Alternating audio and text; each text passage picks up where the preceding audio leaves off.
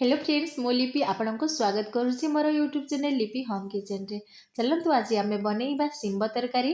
So friends आपण समस्ते निहाती खाई शिंब तरकारी घरे घरे। तो ये शीत दिनिया बहुत प्रकार शिंब एमती मार्केट रू आसी थाए। आपण देखि पारुथबे एटे पुटुकी शिंब आणुची। एटा छोट छोट हेले कि ता ना हला पुटुकी शिंब।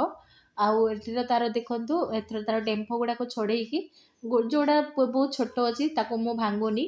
आउ जोड़ा टिके जस्ट बेसी बड़ साइज लगुच तार मंजी टे बाहर कर दूसरी मझी खंडिकी एमती साइज मो शिंब को ए हाथ में छिंडिया नहीं। देखो आलू दुईटा मुझे काटिकी नहीं जाती टमाटो पियाज आउ सुखिला लंका ये बनइबा लगी नहीं।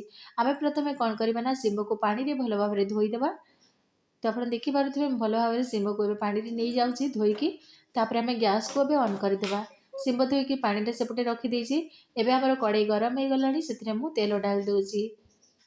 तो देखो फ्रेंड्स तेल जमी टिके हल्का गरम ही आसीजना ए सुखिला लंका पकेवा। आउे सुखिला लंका पकई सारापर हल्का जीरा पकईदेवा। आपड़ चाहिए पंच फुटण भी पकई पारे। जीरा पकई सारापर जो काटिकी रखी पियाज को ना पियाज को डाल दूसरी। पियाज को डालिकी आम भल भाव में चलई ना। आप देखिपे ये पियाजर कलर पूरा चेंज हो आसी। आम टमाटो डालवा। टमाटो को पूरा मेल्ट करने लगे छाड़ीदेवा।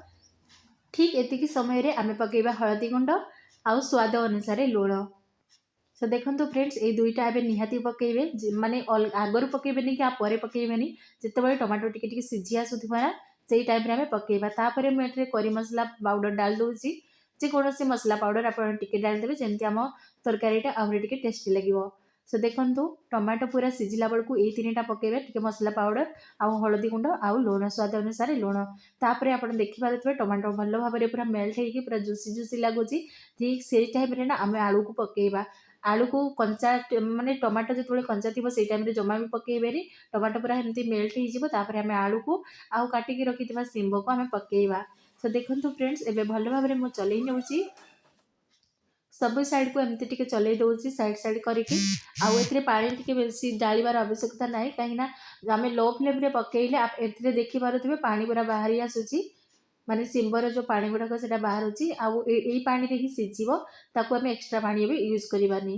तो एमती मझे मझे चलैबा एटा सीझा लगे कम से कम 10 मिनट खंडे एमती लगे। आप भल भाव में या पूरा लो फ्लेम रे छाड़ीदेवे। जदि चूल्हे बनाऊे तो चूल्हे भी एमती पूरा कम आंच देके बनइबे।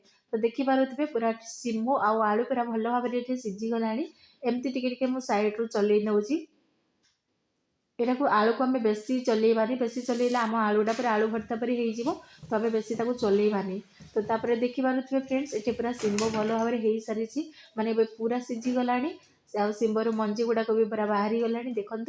तो एबे जानिबा कि शिंब आमर पूरा रेडी हो गला।